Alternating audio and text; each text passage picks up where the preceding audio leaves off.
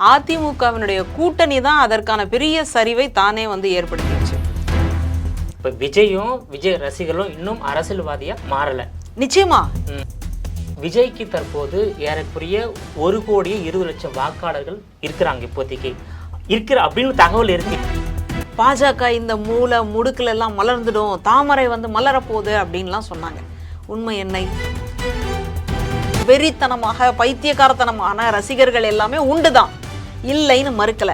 ஆனா அந்த ரசிப்புத்தன்மை எல்லாம் அரசியல்ல ஓட்டாக மாறுமா? அதாவது இந்த புலியை பார்த்துட்டு பூனை சூடு போட்டுச்சுன்னுவாங்க இல்லையா, அதனால எம்ஜிஆர் வந்து திரைத்துறையிலேருந்து வந்துட்டார், அதனால நானும் வந்துடுவேன் அப்படின்னு நினைப்பது எவ்வளவு பெரிய முட்டாள்தான். அதிமுக பாஜக என்ற ஒரு வலுவான கட்சி இருக்கின்றது. ஆனா போட்டு பத்திரிகையில வந்து கொடுத்து வச்சிருக்காங்க என்னன்னா 10 தோல்வி எடப்பாடி, அடுத்தது வந்து 11 தோல்வி எடப்பாடி. திமுக 13 தோல்வி சந்திச்சது. தோல்வி வந்து அதிமுகவுக்கும் இருக்கின்றது, திமுகவுக்கும் இருக்கின்றது. அதிமுக கட்சிக்குள்ள செதறி போச்சு இல்லையா, அது இன்னைக்கு ஒன்னும் ஆச்சா? ஏன்னா தமிழ்நாட்டை பொறுத்த வரைக்கும் திராவிட கட்சிகள் தான் வெற்றி பெறணும். ஏன்னா அதுதான் தமிழ்நாட்டு மண்ணுக்கு மக்களுக்கு ஏற்ற சித்தாந்தம். சோ தமிழ்நாட்டுக்கு திராவிடம் தேவையா, தமிழ் தேசியம் தேவையா? அதனால திராவிடம் வேற தமிழ் தேசியம் வேற அப்படின்னு நான் சொல்ல வரல, ரெண்டுமே ஒண்ணுதான். தமிழ்நாட்டுக்கு அண்ணாயிசம் தேவையா, பெரியாரிசம் தேவையா? அதே சுதந்திரத்தை எதிர்த்த தலைவர் தந்தை பெரியார். நீங்க வேணா எழுதி வச்சுக்கோங்க, நடிகர் விஜய் அவர்களை யாரோ இதுல பிடிச்சி தள்ளி விட்டுட்டாங்க. அதுக்கப்புறம் தாவேக்காவுன்னு ஒண்ணு இருக்கா, விஜய் என்பவர் அந்த தலைவரா இருக்கிறாரா அப்படின்றத காலமே உங்களுக்கு பதில் சொல்லு.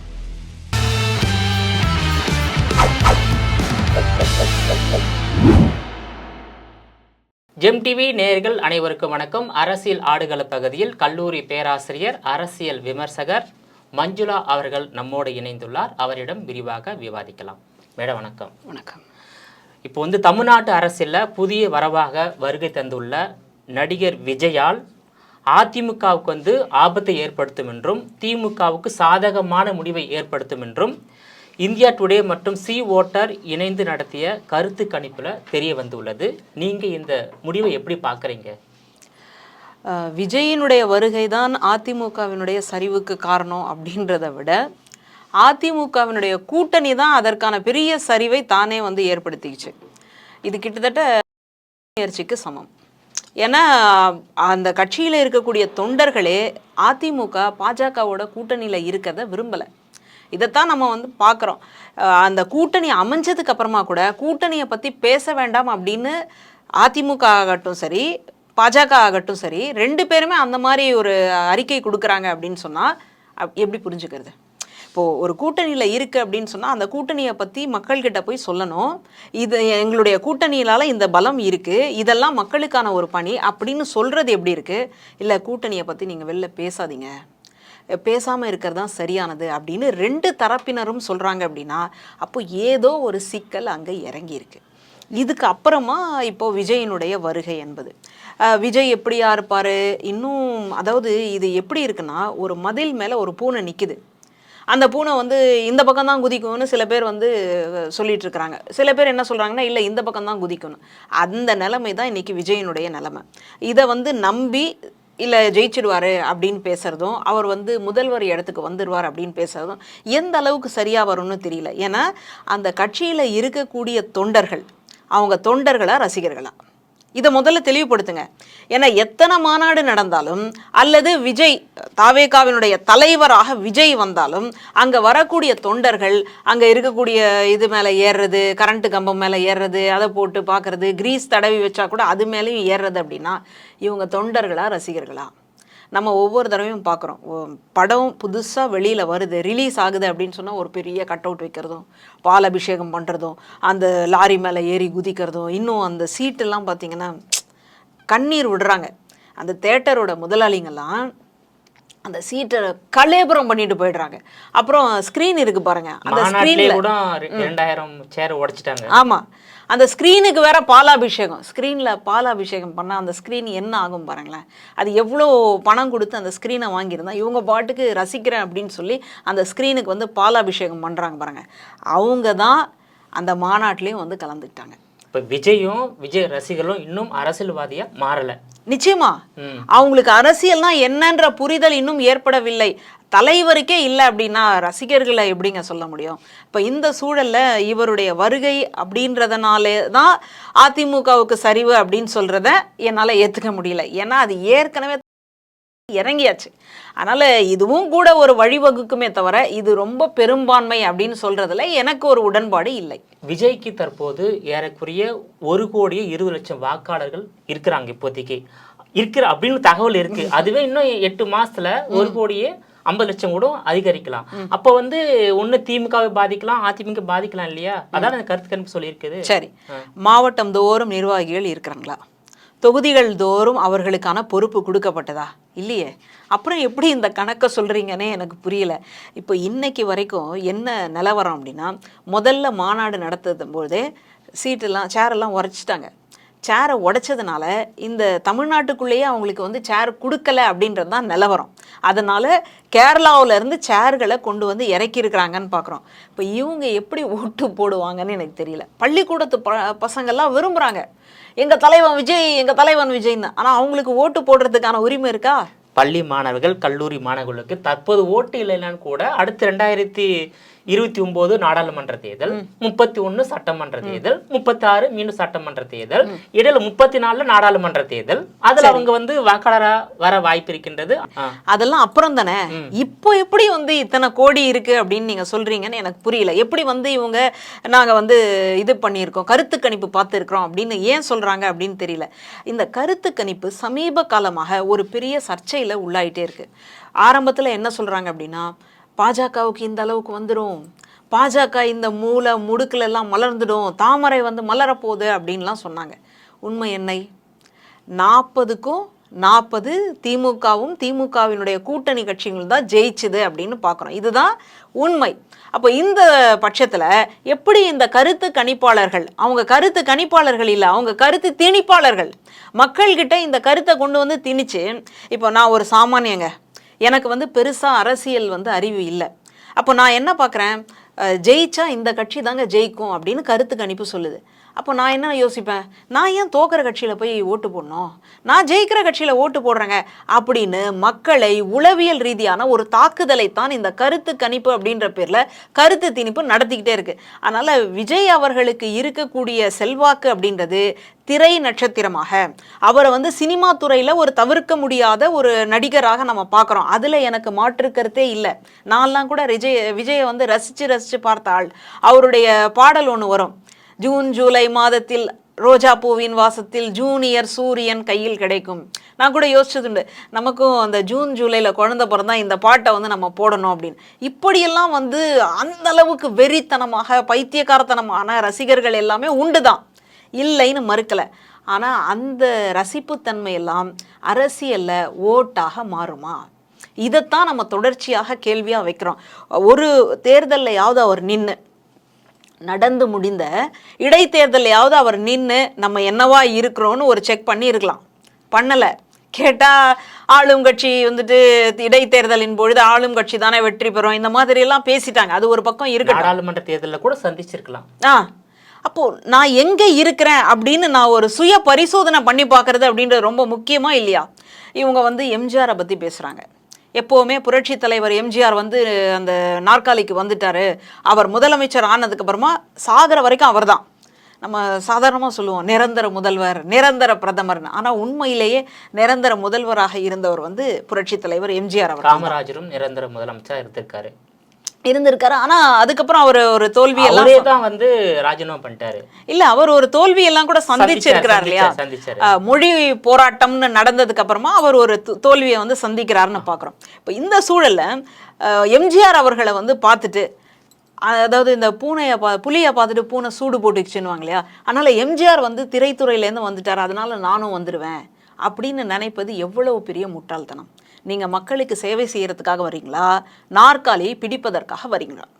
அதை வந்து முதல்ல முடிவெடுத்துக்கோங்க. இப்போ நீங்கள் வந்துட்டு எம்ஜிஆரை பற்றி சொல்கிறீங்க. எம்ஜிஆர் எடுத்த உடனே முதல்வர் வேட்பாளராக நின்று வந்துடல.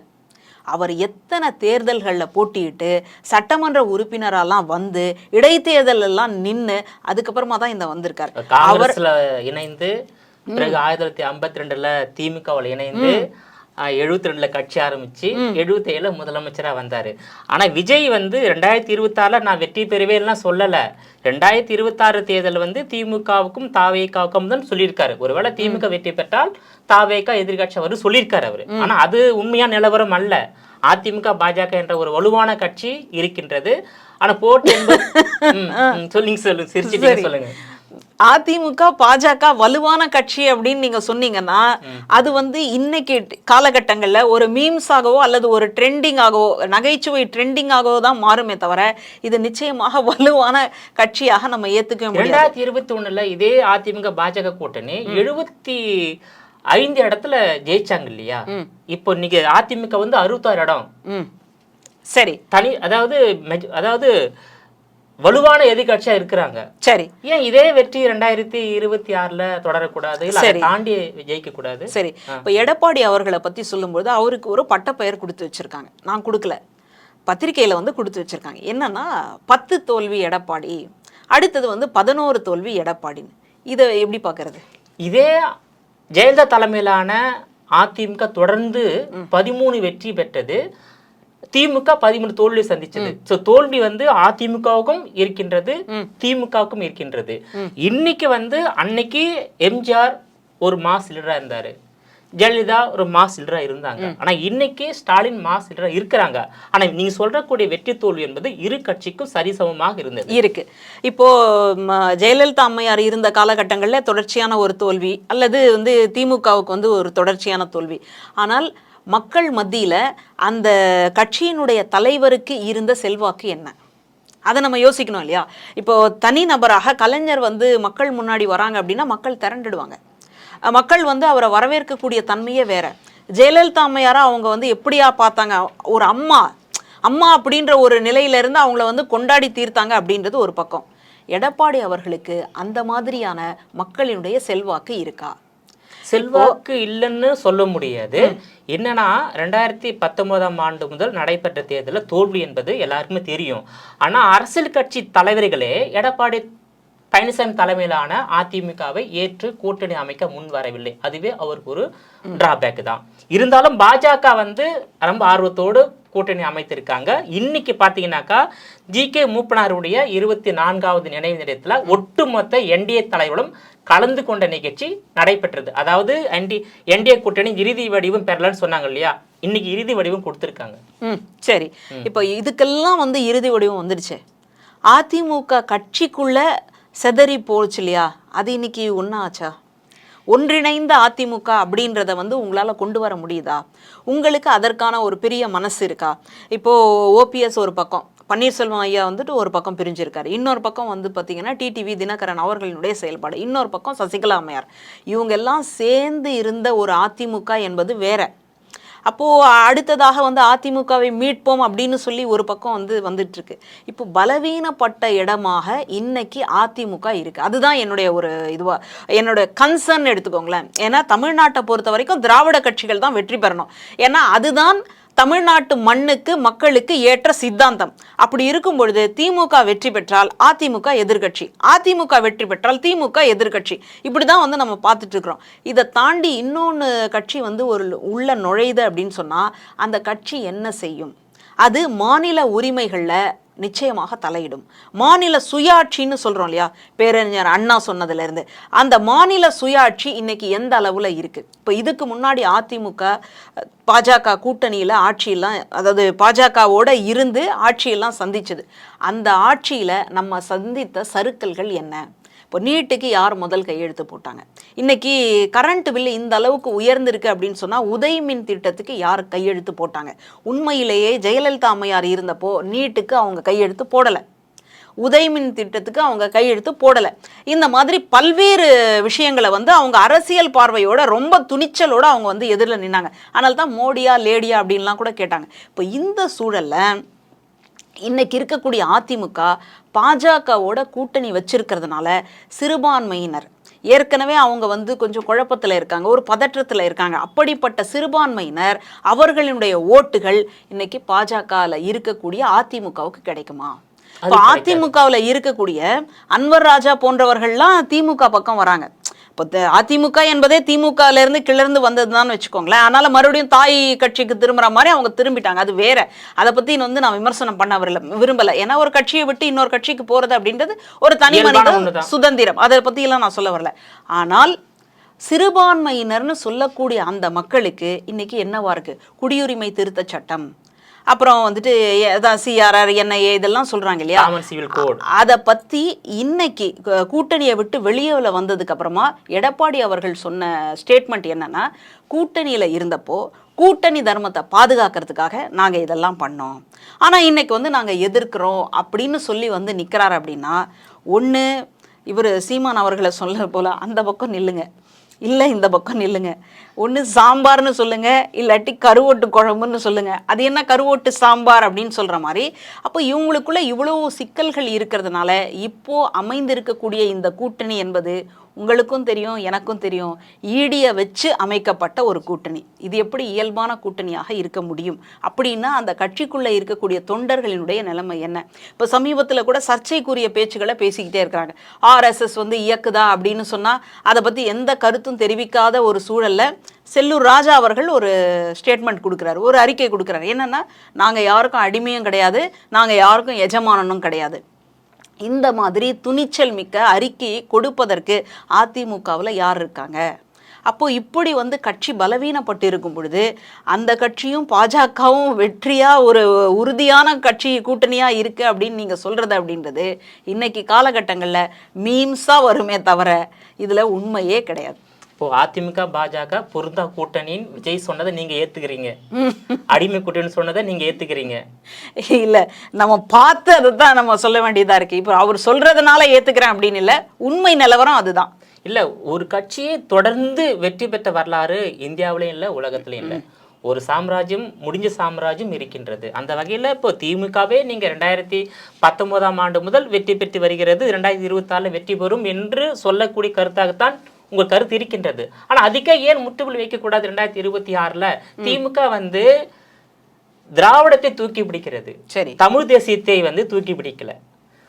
அதிமுக தமிழ் தேசியத்தை தூக்கி பிடிக்கிறது, திராவிடத்தை மென்மையான போக்காக தூக்கி பிடிக்கிறது. சோ தமிழ்நாட்டுக்கு திராவிடம் தேவையா, தமிழ் தேசியம் தேவையா? நீங்க சொல்லுங்க. திராவிடம் என்பது வந்து திராவிடத்தினுடைய குழந்தை தான் தமிழ் தேசியம்.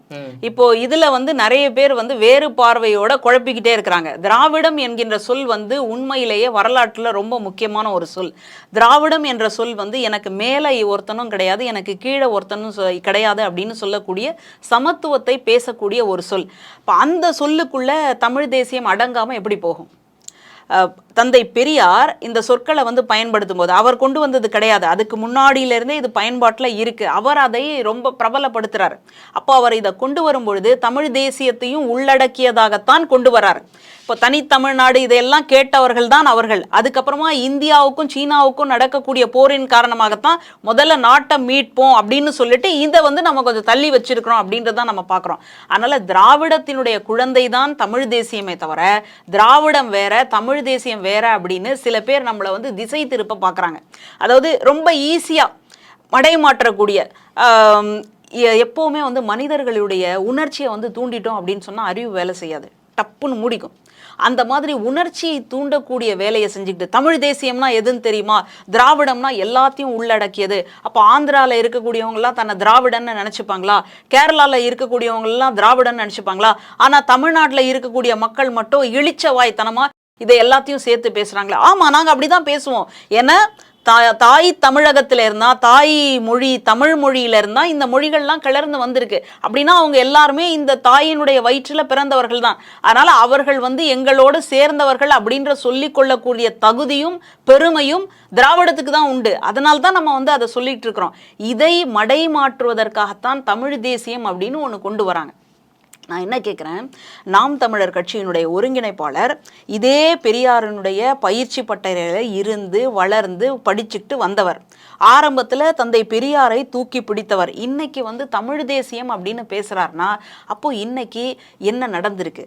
அவருக்கு ஏதோ பெட்டிகள் கைமாறப்பட்டதாக ஒரு பேச்சு வந்து அடிபட்டுக்கிட்டே இருக்கு. அதனால திராவிடம் வேற, தமிழ் தேசியம் வேற அப்படின்னு நான் சொல்ல வரல. ரெண்டுமே ஒண்ணுதான். இதனுடைய ஒரு பரிணாம வளர்ச்சியாக அல்லது இதனுடைய ஒரு பிள்ளையாக பரிணாம வளர்ச்சி தான் தமிழ் தேசியம், அதனுடைய குழந்தை தான் தமிழ் தேசியம். அதனால இதை வந்து வேற வந்து திராவிடம், மகன் வந்து தமிழ் தேசியம். ஆமா, அப்படிதான் வந்து இருக்கு. இது முழுக்க முழுக்க ஒரு மனிதாபிமானத்தினுடைய ஒரு செயல்பாடு தான். இதை வந்து மாத்தி எடுத்துட்டு போகணும். தமிழ்நாட்டுக்கு எது தேவை? நீங்க சொன்னீங்க இல்லையா, அப்பா தேவையா மகன் தேவைன்னா தமிழ்நாடு எது தேவை? திராவிடம் தான். திராவிடம் தான். ஏன்னா திராவிடத்துக்குள்ளதான் தமிழ் தேசியம் இருக்கு. இதைத்தான் மக்களை வந்துட்டு குழப்புறாங்க. அப்படி மக்களை குழப்பும் பொழுது ஓ தமிழ் தேசியம் அப்படின்றதுதான் பெருசு போல இருக்கு அப்படின்ற மாதிரி சில பேர் வந்து புரியாம அந்த பக்கம் ஓடிக்கிட்டு இருக்கிறாங்க. ஆனால் திராவிடம் தான் பெருசு. திராவிடத்தினுடைய ஒரு சித்தாந்தத்தில இருந்தா இந்த தமிழ் தேசியம் அப்படின்றதே வருது. அதனால திராவிடத்தை நம்ம முதல்ல தூக்கி பிடிச்சாலே, அந்த திராவிடத்துல தான் சமூக நீதி இருக்கு, அந்த திராவிடத்துல தான் சமத்துவம் இருக்கு, அந்த திராவிடத்துல தான் பெண் விடுதலை இருக்கு. அப்போ இதையெல்லாம் விட்டுட்டு நீங்க வெறுமனே தமிழ் தேசியம் மட்டும் பேசி என்ன பயன்? இதைத்தான் நம்ம கேட்கிறோம். தமிழ்நாட்டுக்கு அண்ணாயிசம் தேவையா பெரியாரிசம் தேவையா? இல்ல இந்த கேள்வி சொல்லுங்க. சரி, அண்ணாயிசம் என்பது பெரியாரிசத்துக்குள்ள அடக்கம். பெரியார் வந்துட்டு நான் தேர்தலுக்குள்ள வரல அப்படின்னு ஒரு முடிவெடுத்தார். ஏன் வரல அப்படின்னா, தேர்தல்னு வந்தா சில சமரசங்களுக்கு நம்ம உடன்பட வேண்டியது இருக்கும், அதனால நான் வரல அப்படின்றார். ஆனா பேரறிஞர் அண்ணா தேர்தலுக்குள்ள வராரு. ஆரம்பத்தில் அவங்க கட்சி தொடங்கும் பொழுதே அவங்க வந்துட்டு பெருசா தேர்தல் இதை பத்தி எல்லாம் யோசிக்கல. மக்களுக்கு வந்து சேவை செய்வதுதான் தங்களுடைய தன்மை. அப்படி சேவை செய்யும் பொழுது ஆட்சி அதிகாரத்துல இருந்தா தான் பெரியாருடைய கொள்கைகளை கொண்டு வந்து சேர்க்க முடியும் அப்படின்னு நினைக்கிறாங்க. ஏன்னா பெரியாருடைய கொள்கையில பெண்ணுக்கு வந்துட்டு சொத்துரிமை வேணும் அப்படின்னு கொண்டு வராங்க. அப்போ இந்த மாதிரியான செயல்பாடுகளை கொண்டு வரணும் அப்படின்னா நம்ம கைக்கு அதிகாரம் வேணும். அப்போ தேர்தலில் நின்று அதுக்கப்புறமா ஜெயிச்சு அதுக்கப்புறமா வராங்கன்னு வச்சுக்கோங்களேன். இந்த நாட்டுக்கு சுதந்திரம் பெற்று தந்த கட்சி காங்கிரஸ். அதே சுதந்திரத்தை எதிர்த்த தலைவர் தந்தை பெரியார். திமுக ஆட்சிக்கு வரக்கூடாது என்று பிரச்சாரம் செய்தவர் தந்தை பெரியார். காங்கிரசுக்கு ஆதரவாக செயல்பட்டவர் தந்தை பெரியார். பச்சை தமிழர் காமராஜருக்கு ஓட்டு போடுங்க அப்படின்னு கேட்டவர் எல்லாமே பெரியார் தான். நம்ம வந்து மறுக்கவே இல்லை, இப்படிதான் இருந்தது. ஆனால் தந்தை பெரியார் வந்து எதை வந்து எதிர்த்தார் அப்படின்றத வந்து நம்ம பார்க்கணும். ஏன் வந்து இப்படி ஒரு இன்னொரு ஸ்டாண்ட் எடுக்கிறாங்க அப்படின்னு பார்க்கும் பொழுது, இங்க இருந்து ஒரு கருத்து வேறுபாடு காரணமாக பேரறிஞர் அண்ணா பிரிஞ்சு போகும்பொழுது இது சரியா வருமா அப்படின்னு ஆரம்பத்துல ஐயா நினைச்சிருந்திருக்காரு. அதனால தான் இப்படி வந்து ஒண்ணு நடந்திருக்கு. சுதந்திரத்தை அவர் ஏன் வெறுத்தார், ஏன் அந்த இடத்த வந்து முதல்ல புரிஞ்சுக்கணும். ஏன்னா சுதந்திரம் கிடைக்கிறதுக்கு முன்னாடி இந்த நாட்டினுடைய நிலைமை என்ன? இன்னைக்கு செங்கல்பட்டுன்னு நம்ம ரொம்ப சொல்லிட்டு இருக்கிறோம் இல்லையா, அந்த செங்கல்பட்டுல ரொம்ப மாநாடு, செங்கல்பட்டு மாநாடு, இது எல்லாமே இந்த செங்கல்பட்டு பகுதிக்குள்ள நிறைய பெரிய நிலங்கள்லாம் இருந்தது. அத்திப்பாக்கம்னு ஒரு இடம். அந்த அத்திப்பாக்கத்தில் வேங்கடாச்சல நாயகர்னு ஒருத்தர், அவங்கெல்லாம் வந்துட்டு அங்கேருந்து இடம்பெயர்ந்து இந்த சென்னைக்குள்ளே வந்து ஸ்டான்லி மருத்துவமனை இருக்கு இல்லையா, அதுக்கு பக்கத்தில் வந்து அவங்கெல்லாம் குடியேறாங்க. அவங்களுடைய பூர்வீகம் என்ன அப்படின்னு மேலே போனீங்கன்னா அது இன்னும் படவேட்டம்மன் அப்படிலாம் போகுதுன்னு வச்சுக்கோங்களேன். அந்த செங்கல்பட்டில் இருக்கக்கூடிய பெரும்பான்மையான நிலங்கள் யார்கிட்ட இருக்குது அப்படின்னா ஆதிக்க சாதியினர்கிட்ட இருக்குது. அங்கே வந்துட்டு விவசாயம் செய்யக்கூடியவங்க யார் அப்படின்னு பார்த்தீங்கன்னா ஒடுக்கப்பட்ட மக்கள். அவங்க சாதியின் பெயரை நான் சொல்ல வேண்டாம் அப்படின்னு நான் நினைக்கிறேன். அதனால அவங்க வந்து ஒடுக்கப்பட்ட மக்களாக இருக்கிறாங்க. அவங்க என்ன நினைக்கிறாங்கன்னா, நாங்கள் வந்துட்டு ஒரு தளபதியாக இருந்ததுனால போர்களில் வந்து நாங்கள் கவனம் செலுத்திக்கிறோம் அப்படின்னு நினச்சி படிக்காமல் விட்டுட்டாங்க.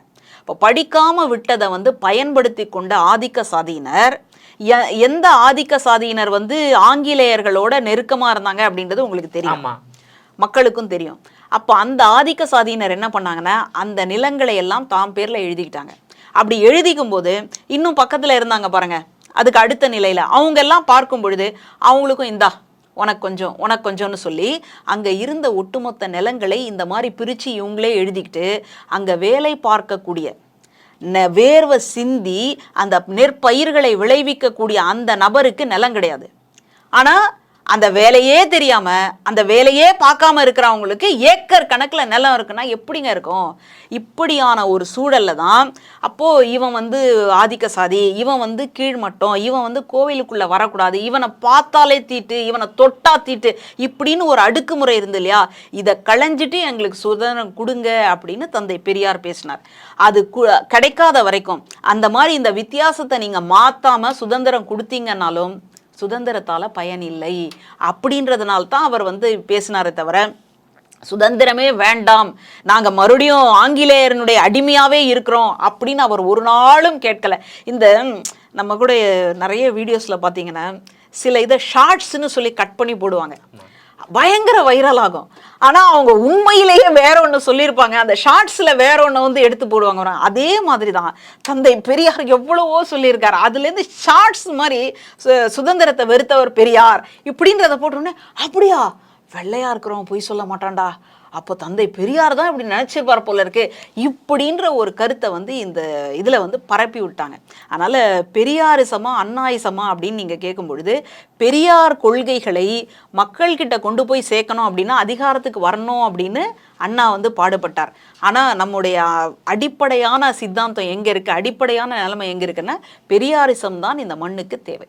ஓகே மேடம், இப்போ 2026 தமிழ்நாட்டை யார் ஆள வேண்டும் என்று நினைக்கிறீங்க? இப்போ தமிழ்நாட்டை ஆள்வது திமுக. திமுக தொடரலாமா இல்ல ஆட்சி மாற்றம் ஏற்படுவது தமிழ்நாட்டுக்கு நல்லதா? சரி, இப்போ திமுகவை பார்த்தீங்கன்னா அரசு ஊழியர்கள் கிட்ட ரொம்ப பெரிய ஒரு அதிருப்தி இருக்கு. அதாவது இந்த ஓய்வூதிய திட்டம், அப்புறம் வேற இன்னும் சில பிரச்சனைகள், தூய்மை பணியாளர்களுடைய பிரச்சனைகள், பெண்களுக்கே வந்துட்டு உரிமை தொகை கொடுக்குறோம் இந்த மாதிரிலாம் சொல்லிட்டு குறிப்பிட்ட பெண்களுக்கு தான் கொடுப்போம், இந்த தகுதி இருக்கணும் அப்படின்லாம் சொல்லி சில குளறுபடிகள் இருக்குது. அப்புறம் எப்போவுமே ஒரு 5 வருஷம் ஒரு ஆட்சி இருக்குது அப்படின்னு சொன்னால் நமக்குன்னு சில அதிருப்திகள் இருக்கும். ஒருவேளை இவங்களுக்கு போட்டிருந்தா நல்லா இருந்திருக்குமோ, அந்த மாதிரியான அதிருப்திகள் எல்லாமே நமக்கு இருக்கத்தான் செய்யுது. ஒரு பள்ளிக்கூடத்தில் தன்னோட படிக்கக்கூடிய சக நண்பனை வந்துட்டு வெட்டுறதுக்காக கத்தியோட அருவாளோட ஒருத்தன் போகிறான் அப்படின்னா இது என்ன சமூக நீதி ஆட்சியா அப்படின்னு நமக்கு வந்து ஒரு கேள்வி வருது. இப்போ இந்த சூழலில் திமுக ஆட்சி போயிட்டு வேற ஒரு ஆட்சி வந்தால் நல்லா தானே இருக்கும். இது ஜனநாயக நாடு தானே, வேற ஒரு ஆட்சி வந்தால் நல்லா தானே இருக்கும்.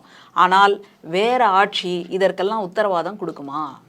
வேற ஆட்சினா எந்த, அதுக்கு தான் மாற்றாக தான் தாவேகா வந்துள்ளது அப்படின்னு பேசப்படுகிறது. சரி, தாவேகா வராது சொல்லியிருக்கீங்க, சரி, அதிமுக பாஜக கூட்டணி வராது சொல்லியிருக்கீங்க, அப்படின்னா திமுக தான் வரும், அவ்வளவுதான். அதனால திமுகவின் மீது அதிருப்தி இருக்குதான்.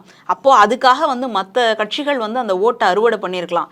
ஆனால் இந்த தமிழ்நாட்டில் அதிமுக என்பது என்னைக்கு வந்து பாஜகவோடு சேர்ந்ததோ அன்னைக்கே திமுகவினுடைய 100% வெற்றி என்பது உறுதியாகிவிட்டது.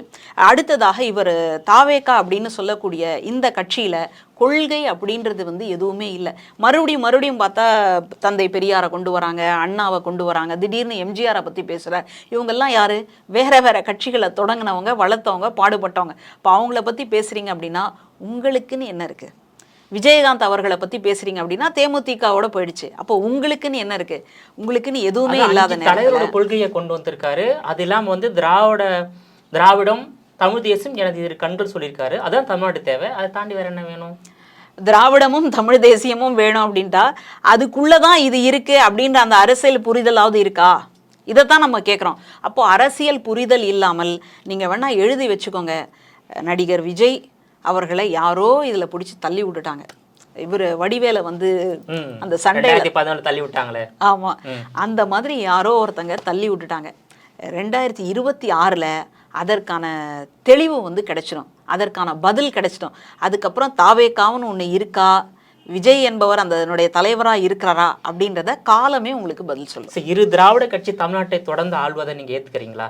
1967 இப்போ 2025 வரையில அதிமுக திமுக தொடர்ந்து ஆளு, இதை ஏத்துக்கிறீங்களா? எனக்கே கூட போர் அடிக்குது தாங்க. இப்போ நாங்கள் பெண்கள்லாம் பார்த்தீங்கன்னா ஒரு நேரம் ஒரு சேலை கட்டியிருந்தோம்னா அடுத்த முறை வந்து வேற மாதிரி வாங்குவோம். இந்த மாதிரி எங்களுக்குள்ள ஒரு பெரிய கிரியேட்டிவிட்டி உண்டு. அப்போ ஒரு பெண்ணாக வந்து யோசிக்கிறேன், இல்லை தொடர்ச்சியாக திராவிட கட்சிகளே இவங்க இல்லாட்டி அவங்க இல்லாட்டி இவங்க இப்படியே இருக்கே, வேற ஒன்று வந்தால் நல்லா இருக்குமே அப்படின்னு எனக்கும் ஒரு யோசனை இருக்குது. ஆனால் வேற ஒன்று இந்த தமிழ்நாட்டினுடைய தேவையை பூர்த்தி செய்யுமா? இப்போ வேற ஒன்று அப்படின்னா யாரை பார்க்கலாம்? பாஜக இப்போதைக்கு இருக்கு. இந்த பாஜகவினுடைய நிலைப்பாடு என்ன? தமிழ்நாட்டை பற்றி பாஜக வைத்திருக்கக்கூடிய கொள்கை என்ன? நீங்கள் வந்து பூரி, அதாவது பீகாருக்கு, பூரி, ஒரிசா இந்த மாதிரி போனீங்க அப்படின்னா அங்கே இருக்கக்கூடிய பொக்கிஷ அறை, அதாவது பூரி ஜெகநாதர் கோவிலில் இருக்கக்கூடிய பொக்கிஷ அறையினுடைய சாவியை தமிழ்நாட்டில் கொண்டு வந்து வச்சுட்டாங்க, தமிழன் வந்து திருடிட்டான் அப்படின்ற மாதிரி பேசுகிறாங்க. இதை எப்படி தமிழ்நாடு ஏற்றுக்கொள்ள முடியும்? கீழடியில் இந்த அளவுக்கு ஆராய்ச்சி நடந்திருக்கு, அந்த ஆராய்ச்சியினுடைய முடிவுகளை கூட நான் வெளியிட மாட்டேன் அப்படின்னு சொல்லி அடம் பிடிச்சி நின்னா இது எப்படி தமிழ்நாட்டுக்கு தேவையான ஒரு அரசாக இருக்க முடியும்? தமிழ்நாட்டில் இன்னைக்கு கல்வியினுடைய நிலைமை என்ன? அதாவது உயர்கல்வி ஜிஇஆர் அப்படின்னு சொல்லுவோம் இல்லையா, கிராஸ் என்ரோல்மெண்ட் ரேஷியோ, அந்த ஜிஇஆரில் வந்துட்டு தமிழ்நாடு ரொம்ப பெரிய இடத்துக்கு வந்திருக்கு. உயர்கல்வி போகிறதுக்கு வந்து நிறைய மாணவர்கள் வந்து சாதிச்சுட்டு இருக்காங்க. இப்போ இந்த சூழலில் புதிய கல்விக் கொள்கையை எடுத்துக்கிட்டால் தான் நாங்கள் வந்து பணம் கொடுப்போம், கல்விக்கான பணம் கொடுப்போம் அப்படின்னு சொன்னால், அப்போது நீங்கள் தமிழ்நாட்டு மாணவர்களுடைய கல்வியில் மண்ணள்ளி கொட்டுறீங்கன்னு தானே அர்த்தம். அப்போ எப்படி நாங்கள் வந்து உங்களை ஏற்றுக்க முடியும்? இதுதான் சிக்கலாகவும் பிரச்சனையாகவும் மாறி இருக்கு. இப்போ அதிமுகவை நம்ம ஏன் வந்து மறுபடியும் விமர்சனம் செய்ய வேண்டிய இடத்துக்கு வரோம் அப்படின்னா, பாஜகவை வந்து காலே இல்லாமல் இருந்தது.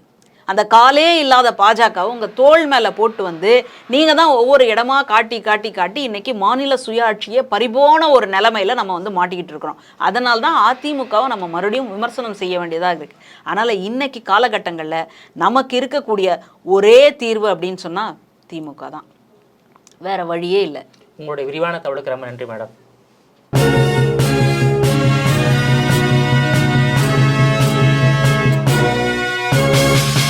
உடனுக்குடன் அப்டேட் தெரிந்து கொள்ள ஜெம் டிவி தமிழ் ஆப்பை இன்ஸ்டால் செய்யவும்.